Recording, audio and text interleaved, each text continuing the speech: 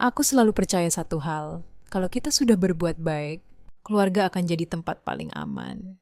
Ternyata aku salah besar. Namaku Aurelia, umurku 35 tahun. Banyak orang mengenalku sebagai istri Randy, ibu dari satu anak perempuan yang manis, tapi yang jarang orang tahu atau pura-pura tidak tahu.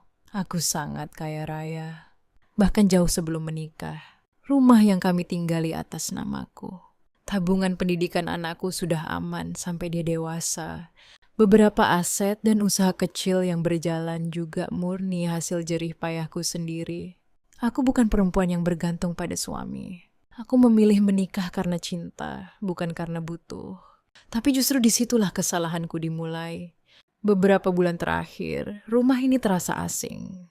Randy sering pulang larut dengan alasan rapat. Ponselnya selalu dibawa kemana-mana. Kalau aku tanya, dia tersenyum, seolah aku cuma istri yang terlalu curiga. Istri yang baik itu percaya, katanya. Aku memilih diam. Yang lebih menyakitkan justru sikap ibu mertuaku. Mirna, dulu beliau manis, sering memujiku sebagai menantu idaman. Sekarang, tatapannya dingin, komentarnya menusuk halus. Perempuan terlalu mandiri itu kadang bikin suami minder. Ucapnya suatu sore, sambil menatapku dari ujung kepala sampai kaki. Aku tertawa kecil waktu itu. Kupikir hanya omongan orang tua. Sampai suatu hari aku membuka laporan rekening.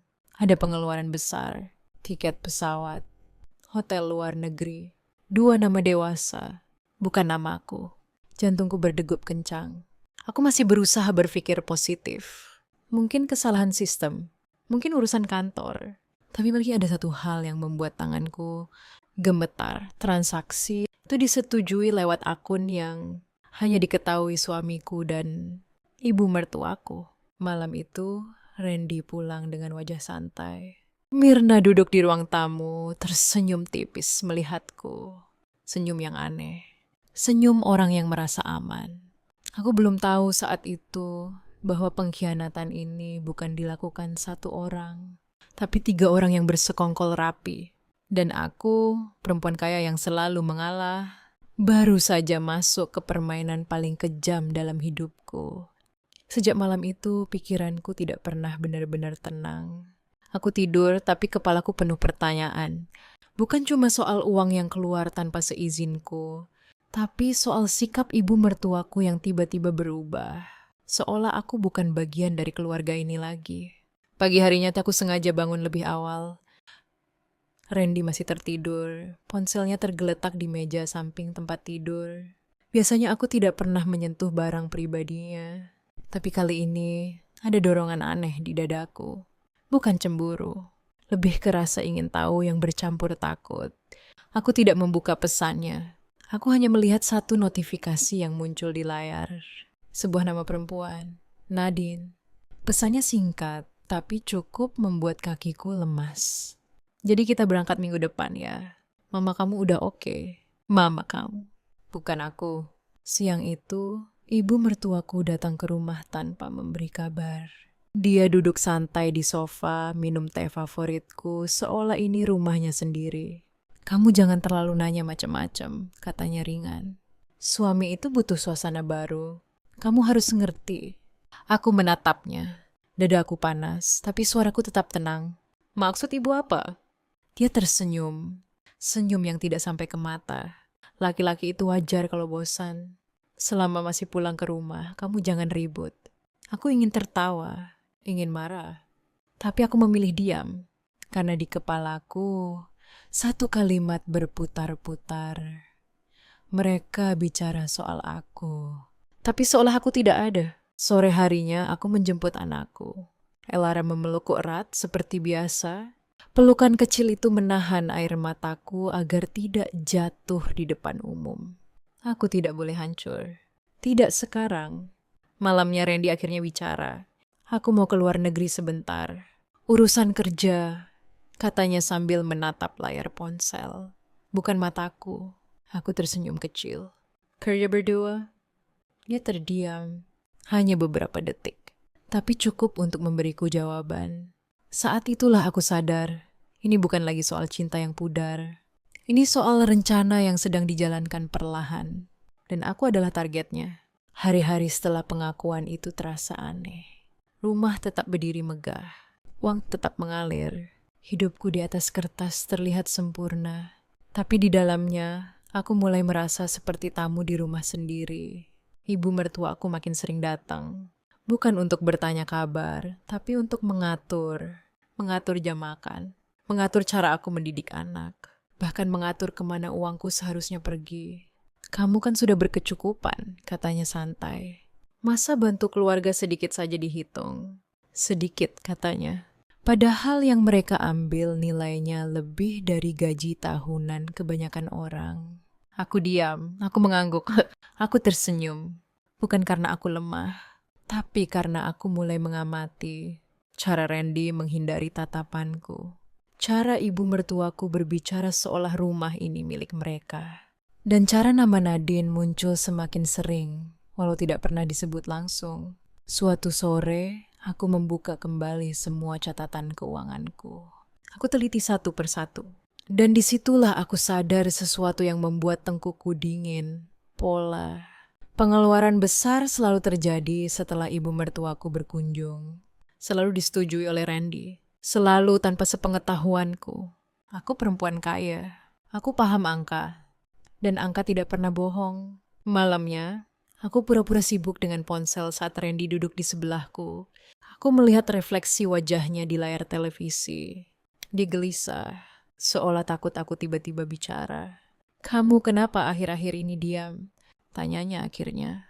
Aku menoleh dan tersenyum. Capek, tapi tenang, aku baik-baik saja. Padahal dalam hati, aku ingin berkata, aku sedang bangun dari tidur panjangku yang membuatku benar-benar terluka bukan uangnya. Tapi cara mereka memperlakukanku, seolah kekayaanku bisa dipakai, tapi pendapatku bisa diabaikan. Seolah aku hanya dompet berjalan yang harus tetap tersenyum. Malam itu aku berjanji pada diriku sendiri, aku tidak akan gegabah, aku tidak akan meledak. Karena saat seseorang mengira kita bodoh, itulah saat terbaik untuk membiarkan mereka lengah. Yang sejak ke hari ini aku mulai menjalani peran baru. Peran sebagai istri yang terlihat biasa saja. Bahkan mungkin terlalu tenang. Ibu mertuaku datang lagi. Kali ini dengan wajah cerah. Terlalu cerah. Kamu kelihatan fresh sekarang, katanya sambil duduk santai. Berarti nggak ada masalah kan? Aku mengangguk sambil menuangkan teh. Iya bu, aku baik-baik saja. Dalam hati aku tertawa kecil. Kalau saja dia tahu, ketenanganku bukan karena pasrah.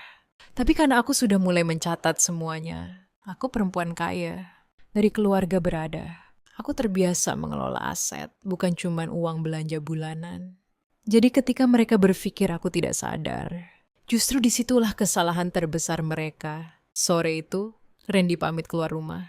Katanya mau bertemu klien. Aku tidak bertanya, tidak juga melarang. Aku hanya mengantar sampai pintu, lalu kembali ke ruang kerja kecilku. Di sana aku membuka laptop. Satu persatu dokumen aku susun. Aset atas namaku, rekening pribadi, perjanjian lama yang dulu dianggap formalitas. Semuanya masih rapi, masih aman. Dan yang paling penting, belum sepenuhnya bisa mereka sentuh. Aku sadar mereka bukan cuma ingin menikmati uangku. Mereka ingin menguasai hidupku. Malamnya, aku mendengar Randy menerima panggilan di balkon. Suaranya dibuat pelan, tapi rumah ini terlalu sunyi. Ya, tenang aja. Dia nggak curiga, katanya. Aku memejamkan mata. Jadi begini rasanya. Dianggap tidak sadar di rumah sendiri. Aku masuk kamar anakku. Elara sudah tertidur. Aku duduk di tepi ranjangnya, mengusap rambutnya perlahan. Tenang ya nak, bisikku. Mama nggak akan biarin siapapun ambil masa depan kita. Saat itu aku paham satu hal penting. Aku mungkin sedang dikhianati, tapi aku belum kalah. Dan selama mereka masih mengira aku diam karena lemah, aku akan terus tersenyum sambil menyiapkan langkah yang tidak mereka duga. Pagi itu aku akhirnya tahu kebenaran yang paling menyakitkan. Bukan dari pengakuan, bukan dari pertengkaran, tapi dari undangan elektronik yang masuk ke email keuanganku. Reservasi hotel di luar negeri, 2 orang dewasa, kelas bisnis. Tanggal keberangkatan sudah ditetapkan. Namanya jelas, Randy dan Nadine. Tanganku dingin. Dadaku seperti ditekan sesuatu yang berat. Yang membuatku hampir tertawa getir adalah satu detail kecil. Pembayaran itu berasal dari rekening pribadiku. Rekening yang selama ini ku pakai untuk masa depan anakku. Aku belum bereaksi. Aku masih menunggu. Dan ternyata ibu mertuaku datang siang itu dengan wajah penuh kemenangan. "Kamu jangan salah paham ya," katanya sambil membuka tas mahalnya. "Randy butuh refreshing. Perempuan itu juga bisa bantu dia fokus. Perempuan itu bukan selingkuhan, bukan orang ketiga. Seolah statusnya sah karena sudah direstui." Aku menatapnya lama. "Jadi ibu tahu mereka liburan ke luar negeri?" Tanyaku pelan. Ibu mertuaku mengangguk ringan. Ibu yang izinkan. Daripada Randy stres di rumah, aku hampir tertawa. Rumah yang kubangun, uang yang kucari, tapi aku yang dianggap sumber stres. Malamnya Randy akhirnya bicara jujur. Tidak dengan rasa bersalah, tapi dengan nada seolah aku harus mengerti. "Kamu kan mampu," katanya. "Anggap aja bantu keluarga." Saat itulah hatiku benar-benar berubah. Bukan lagi sakit, tapi dingin. Aku perempuan kaya. Aku bisa membeli banyak hal. Tapi harga diriku bukan salah satunya. Dan malam itu aku sadar, mereka tidak sekadar berselingkuh. Mereka sedang menguras hidupku perlahan, sambil memintaku tersenyum. Aku masuk kamar, mengunci pintu, dan menangis tanpa suara. Bukan karena mereka pergi liburan, tapi karena mereka yakin aku tidak akan melawan. Mereka salah besar. Karena sejak detik itu, aku tidak lagi berpikir sebagai istri yang tersakiti. Aku mulai berpikir sebagai pemilik segalanya yang sedang direbut. Kepergian mereka ke luar negeri justru memberiku ruang. Rumah tersesunyi. Tidak ada suara langkah Randy. Tidak ada komentar menyebalkan dari ibu mertuaku. Untuk pertama kalinya setelah lama, aku bisa berpikir dengan jernih. Aku tidak menangis lagi. Aku bekerja. Sebagai perempuan yang sangat kaya, aku terbiasa berpikir jauh ke depan. Dan sekarang kini aku mulai memperlakukan rumah tanggaku seperti sebuah krisis besar yang harus diamankan. Langkah pertamaku sederhana, memisahkan semuanya. Rekening yang selama ini bisa diakses bersama, aku tutup aksesnya secara bertahap. Bukan dengan ribut, tapi dengan alasan teknis. Update sistem, verifikasi ulang, semua sah, semua rapi, tidak menimbulkan kecurigaan. Langkah kedua, aku menemui orang-orang kepercayaanku, tanpa drama, tanpa menyebut nama siapapun. Aku hanya berkata, aku ingin semua asetku aman. Tidak ada perubahan tanpa persetujuanku langsung. Mereka mengangguk. Mereka tahu siapa aku. Mereka tahu aku tidak pernah gegabah. Sementara itu, pesan dari luar negeri mulai masuk. Foto-foto liburan, senyum palsu, pemandangan indah. Semua dikirim ke Randy, bukan ke aku. Tapi entah mengapa aku tahu. Ibu mertuaku pasti ikut tersenyum melihat itu. Aku tidak bereaksi. Aku membalas pesan Randy dengan singkat. "Hati-hati, jaga kesehatan." Tidak ada cemburu. Tidak ada marah. Itulah yang paling membuat mereka lengah. Malam hari, aku duduk di ruang tamu, memandangi rumah besar ini. Rumah yang dulu ku bayangkan penuh tawa keluarga, sekarang hanya menyisakan gema langkahku sendiri. Aku menyadari satu hal penting. Mereka berani sejauh ini karena selama ini aku memberi ruang. Aku terlalu percaya, terlalu ingin damai. Tapi damai yang dibangun di atas pengorbanan sepihak bukan damai. Itu penindasan yang dibungkus keluarga. Aku menatap pantulan wajahku di kaca. "Tenang," kataku pada diri sendiri. "Permainan ini belum selesai." Dan kali ini, aku yang memegang kendali. Hari ketiga mereka di luar negeri, ibu mertuaku datang lagi. Seperti biasa, tanpa memberi kabar. Seperti biasa, membawa wajah puas yang sulit disembunyikan. "Kamu kok kelihatan tenang banget?" katanya sambil duduk, menatap sekeliling rumah. Biasanya perempuan kalau ditinggal suami itu gelisah. Aku tersenyum kecil. "Mungkin karena aku capek ribut, Bu." Dia mengangguk pelan, seolah puas dengan jawabanku. Tapi lalu matanya menyipit, memperhatikan sesuatu. Kok rumah sepi ya? ART kamu kemana? Aku menjawab santai. Aku liburkan sementara, biar aku sama anak lebih dekat. Padahal sebenarnya aku sedang membersihkan semua jalur informasi.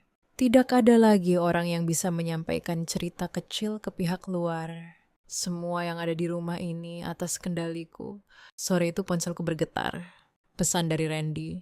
Kartu aku kok nggak bisa dipakai ya? Aku menatap layar cukup lama sebelum membalas. Mungkin limitnya kena pembaruan sistem. Nanti aku cek. Jawaban yang netral. Tidak menyalahkan. Tidak menuduh. Dan justru itu yang membuatku merasa tenang. Aku bisa membayangkan wajah mereka. Panik kecil yang berusaha disembunyikan. Rasa tidak nyaman karena sesuatu yang biasanya mengalir lancar, kini tersendat. Malamnya aku mengajak Elara makan malam sederhana. Kami tertawa. Kami bercerita. Di sela tawa itu aku sadar, aku tidak kehilangan segalanya. Aku masih punya diriku. Aku masih punya anakku. Dan sementara mereka sibuk menikmati dunia luar dengan uangku, aku sedang membangun duniaku kembali dari dalam. Aku tidak ingin balas dendam yang berisik. Aku ingin keadilan yang sunyi tapi tegas. Karena ketika mereka akhirnya sadar apa yang hilang, sudah terlambat untuk berpura-pura menjadi keluarga lagi. Hari itu aku menerima pesan panjang dari ibu mertuaku. Bukan menanyakan kabar cucunya, bukan menanyakan aku baik-baik saja atau tidak. Isinya cuma satu inti, uang. Kamu jangan bikin Randy susah di luar negeri. Dia itu kepala keluarga. Kalau kartunya bermasalah, kamu yang harusnya cepat tanggap, tulisnya. Aku membaca pesan itu berulang kali. Rasanya lucu sekaligus pahit. Aku perempuan yang hartanya dipakai orang lain, tapi justru aku yang dianggap menyusahkan. Aku tidak langsung membalas. Aku meletakkan ponsel, lalu menarik napas panjang. Di titik ini aku benar-benar paham, diamku selama ini diterjemahkan sebagai izin. Senyumku dianggap tanda setuju. Kesabaranku dipakai sebagai celah. Sore itu Randy menelpon. Nada suaranya berubah, tidak lagi santai. Kamu kenapa sih? Ini cuma masalah kecil. Jangan dibesar-besarkan, katanya. Masalah kecil, katanya. Liburan mewah dengan perempuan lain, pakai uang istrinya sendiri. Aku menjawab pelan. Aku cuma lagi rapihin keuangan. Itu hak aku. Ada jeda di sana, lama. Lalu dia berkata dengan nada yang membuat dadaku mengeras. Kamu berubah, ya? Aku hampir tertawa. Berubah karena akhirnya menjaga diri sendiri. Malamnya, aku duduk sendirian di kamar. Aku membuka kembali foto pernikahan kami. Wajahku di sana terlihat begitu yakin, begitu percaya. Aku tidak menyesal menikah. Tapi aku menyesal terlalu lama mengalah. Aku sadar konflik ini tidak akan selesai dengan aku terus menghindar. Mereka akan terus menaik, terus mendorong, sampai aku benar-benar jatuh atau menyerah. Tapi aku tidak akan melakukan keduanya. Di dalam diriku, sesuatu mulai mengeras. Bukan kebencian, tapi ketegasan. Jika mereka berpikir aku akan terus jadi perempuan yang bisa diatur, maka mereka akan sangat terkejut dengan langkahku selanjutnya. Kepulangan mereka dari luar negeri tidak membawa penyesalan. Yang datang justru kemarahan. Randy pulang dengan wajah dingin. Tidak ada pelukan. Tidak ada rindu. Yang ada hanya tatapan tajam, seolah aku ini sumber semua masalah. Ibu mertuaku menyusul keesokan harinya, duduk di ruang tamu dengan posisi paling nyaman, seperti hakim yang siap menjatuhkan vonis. Kamu keterlaluan, katanya tanpa basa-basi, malu-maluin suami sendiri. Aku menatap mereka bergantian, menarik napas. Yang keterlaluan itu siapa? Tanyaku tenang. Kalimat itu langsung mengubah suasana. Randy berdiri. Suaranya meninggi. Kamu sengaja bikin aku kelihatan kecil. Aku hampir kasihan melihatnya. Lelaki yang dulu kuanggap pasangan hidup, kini terlihat seperti anak kecil yang marah karena mainannya diambil. Serangan berikutnya datang cepat. Ibu mertuaku mulai memainkan perannya. Kalau kamu terus begini, jangan salahkan kalau keluarga besar berpikir kamu istri yang tidak tahu diri. Katanya pelan tapi menusuk. Aku akhirnya paham. Ini bukan lagi soal uang atau perselingkuhan. Ini soal menghancurkan posisiku. Beberapa hari kemudian, kabar aneh sampai ke telingaku. Ada cerita bahwa aku terlalu mengontrol suami. Bahwa aku pelit. Bahwa aku berubah sejak merasa lebih kaya. Cerita-cerita itu beredar rapi. Terlalu rapi untuk disebut kebetulan. Aku tidak membela diri. Aku tidak klarifikasi. Aku hanya mencatat satu persatu siapa yang bicara. Siapa yang diam dan siapa yang mulai menjauh. Malam itu aku berdiri di depan cermin. Wajahku tenang, tapi mataku berbeda. Aku tahu ini fase kita adalah fase paling berbahaya. Saat orang tidak lagi berpura-pura baik, tapi mulai menyerang dengan kata-kata dan opini. Dan aku juga tahu satu hal. Orang yang menyerang dengan cara seperti ini biasanya merasa terancam. Berarti langkahku selama ini sudah tepat. Sejak kabar-kabar itu beredar, rumah ini berubah suasananya. Bukan lagi dingin karena sepi, tapi karena tekanan yang sengaja diciptakan. Ibu mertuaku datang hampir setiap hari. Bukan untuk menengok cucu, tapi untuk memastikan aku merasa tidak nyaman. Setiap ucapannya terdengar seperti nasihat, tapi ujungnya selalu sama, menyudutkanku. Perempuan itu kalau terlalu pegang uang, suka lupa diri, katanya di depan orang lain, sambil tersenyum tipis. Aku tidak menjawab. Aku hanya mengalihkan perhatian ke anakku. Aku tidak mau Elara tumbuh di tengah pertengkaran yang tidak dia pahami. Randy pun berubah total. Dia mulai jarang bicara langsung padaku. Semua lewat nada sinis, lewat kalimat pendek yang sengaja dibuat dingin. Kamu sekarang beda, katanya suatu malam. Aku menatapnya tenang. Beda karena aku jujur sama diriku sendiri. Kalimat itu membuatnya terdiam. Yang paling menyakitkan justru ketika aku sadar, mereka sedang menyiapkan jalan keluar untukku. Bukan secara fisik, tapi secara perlahan. Dengan membuatku terlihat salah, dengan membuatku merasa sendirian. Aku perempuan kaya, tapi lebih dari itu, aku perempuan yang paham situasi. Dan aku tahu, jika aku terpancing emosi, mereka akan menang. Malam itu, aku menulis sesuatu untuk diriku sendiri. Bukan surat, bukan rencana balas dendam, tapi batasan. Apa yang masih habis aku terima dan apa yang tidak. Aku sadar, rumah tangga ini sudah bukan tempat aman. Dan ketika rumah tidak lagi melindungi, maka seseorang harus berani menciptakan perlindungan baru. Aku belum melangkah keluar, tapi aku sudah berdiri di ambang pintu. Dan mereka berlentah, aku tidak akan pergi dengan tangan kosong. Hari-hari berikutnya aku jalani dengan wajah yang sama, tenang, datar, tanpa perlawanan terbuka. Dari luar, mungkin aku terlihat seperti perempuan yang akhirnya menyerah. Ibu mertuaku bahkan sempat berkata dengan nada puas, "Begini kan enaknya kalau semua tahu posisi." Aku mengangguk pelan. Padahal di dalam aku sudah berpindah posisi. Aku mulai memindahkan rutinitasku tanpa banyak bicara. Elara kuantar dan jemput sendiri. Aku lebih sering berada di luar rumah. Bertemu orang-orang yang sudah lama aku percaya. Tidak ada yang mencurigakan. Tiap ada yang terlihat seperti persiapan besar. Semua tampak biasa. Justru itu yang membuat mereka lengah. Randy semakin berani. Ucapannya makin tajam. Sikapnya makin dingin. Seolah aku sudah tidak punya daya tawar. Kamu mau apa sih sebenarnya? Katanya suatu malam. Aku menjawab singkat, tenang. Jawaban itu membuatnya kesal. Karena dia tidak tahu apa yang ada di kepalaku. Ibu mertuaku mulai bicara soal masa depan Elara tanpa melibatkanku. Sekolah apa?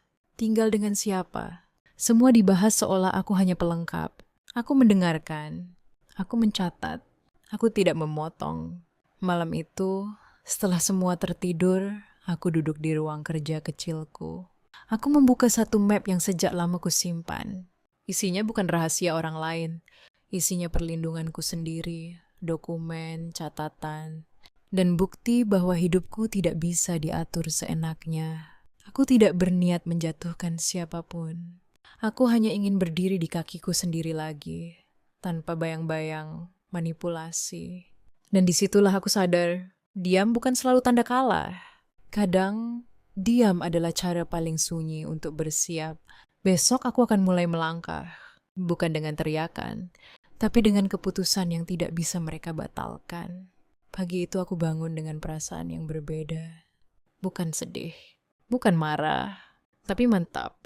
Aku menyiapkan Elara seperti biasa, membuatkan sarapan, mengikat rambutnya rapi, mencium keningnya sebelum berangkat sekolah. Hendak ada yang berubah dari luar. Tapi di dalam diriku, ada satu keputusan besar yang akhirnya kuambil. Setelah mengantar Elara, aku tidak langsung pulang. Aku menuju sebuah tempat yang selama ini sengaja kuhindari, bukan karena takut, tapi karena aku menunggu waktu yang tepat. Tempat di mana semua keputusanku dulu dibuat dengan kepala dingin. Aku duduk tenang, menjelaskan semuanya tanpa emosi berlebihan, tanpa menyebut siapa yang jahat dan siapa yang baik. Aku hanya berkata jujur, aku ingin melindungi diriku dan anakku. Kalimat itu ternyata cukup. Sore harinya aku pulang lebih awal. Randy terlihat terkejut melihatku duduk di ruang tamu dengan wajah tenang. Kamu dari mana? Gue tanyanya. Aku menatapnya lurus. Mengurus masa depan. Dia tertawa kecil meremehkan. Kamu ribet banget sih. Aku tersenyum. Senyum yang berbeda dari biasanya. Karena selama ini aku terlalu sederhana. Ibu mertuaku datang malam itu. Seperti biasa, tanpa mengetuk. Seperti biasa, dengan nada mengatur. Kamu jangan macam-macam ya. Ingat statusmu. Aku berdiri. Untuk pertama kalinya, aku tidak duduk saat dia bicara. Justru karena aku ingat statusku, jawabku pelan. Aku mulai bertindak. Ruangan itu mendadak sunyi. Aku tidak menjelaskan lebih jauh. Tidak perlu. Karena mulai hari ini, aku tidak lagi menunggu pengakuan siapapun. Aku tidak lagi berharap mereka berubah. Aku hanya melakukan satu hal yang seharusnya kulakukan sejak awal, menjaga diriku sendiri. Dan mereka akan segera menyadari, perempuan yang mereka anggap bisa ditekan, ternyata sudah melangkah terlalu jauh untuk dihentikan. Perubahan sikapku ternyata langsung terasa, bukan karena aku bicara lebih keras, tapi karena aku tidak lagi bisa diatur. Randy mulai gelisah.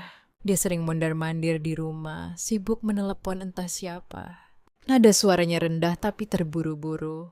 Sesekali dia menatapku, seolah ingin memastikan aku masih Aurelia yang dulu, yang mudah diyakinkan. Mudah mengalah, aku tidak memberi apapun selain sikap biasa. Ibu mertuaku juga mulai berubah. Ucapannya tidak lagi setajam sebelumnya, tapi justru terdengar manis yang dibuat-buat. Kamu akhir-akhir ini kelihatan dewasa, katanya suatu sore. Ibu senang? Aku mengangguk sambil tersenyum kecil. Terima kasih, Bu. Padahal aku tahu, ini bukan pujian. Ini tanda bahaya. Saat orang seperti dia tiba-tiba melunak, artinya dia sedang mencari celah baru. Dan benar saja, malamnya Randy mendekatiku dengan nada yang jarang ku dengar akhir-akhir ini. Lebih lembut, lebih berhati-hati. Kita ngobrol baik-baik ya, katanya. Aku gak mau rumah tangga kita rusak. Aku menatapnya lama. Rumah tangga itu rusak saat kejujuran dihentikan. Jawabku pelan. Dia terdiam. Untuk pertama kalinya, aku melihat ketakutan di matanya. Bukan takut kehilangan aku sebagai istri, tapi takut kehilangan akses. Beberapa jam kemudian, pesan dari ibu mertuaku masuk. Isinya singkat tapi jelas. Kita keluarga, jangan bikin masalah keluar. Aku membaca pesan itu sambil tersenyum tipis. Justru karena kami keluarga, aku tidak akan lagi membiarkan diriku diinjak. Aku sadar fase ini adalah fase penentuan. Mereka mulai panik karena merasa kontrolnya terlepas. Dan orang yang panik biasanya membuat kesalahan. Aku hanya perlu satu hal sekarang. Tetap tenang dan tidak mundur.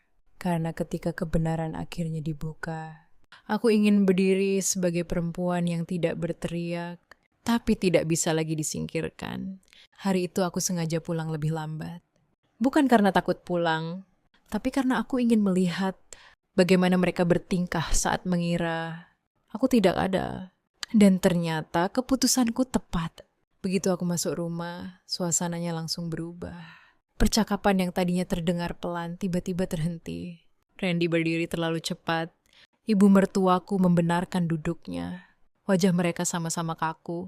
Aku tidak bertanya apapun. Aku hanya duduk dan membuka tas, mengeluarkan beberapa berkas. Aku meletakkannya di meja tanpa suara keras. Tapi bunyinya cukup membuat mereka menelan ludah. Apa itu? Tanya Randy pura-pura santai. Catatan, jawabku singkat. Tentang hartaku, tentang rumah ini, tentang akses yang selama ini kalian pakai. Ibu mertuaku langsung bereaksi. Kamu curiga berlebihan. Jangan bikin suasana makin panas. Aku menatapnya tenang.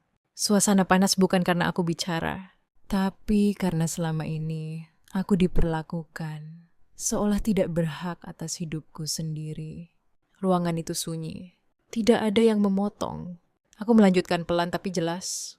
Aku tahu siapa yang mengizinkan liburan itu. Aku tahu siapa yang mengatur aliran uang. Dan aku tahu siapa yang menganggap aku tidak akan berani bersuara. Randy mencoba mendekat.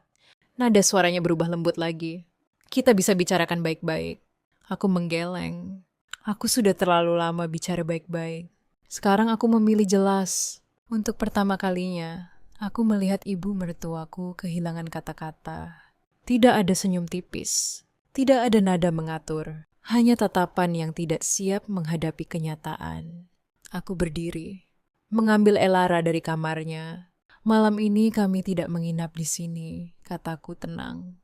Aku butuh ruang. Dan kalian butuh waktu untuk menyadari aku bukan orang yang bisa diperlakukan sesuka hati. Aku melangkah pergi tanpa teriakan, tanpa tangis.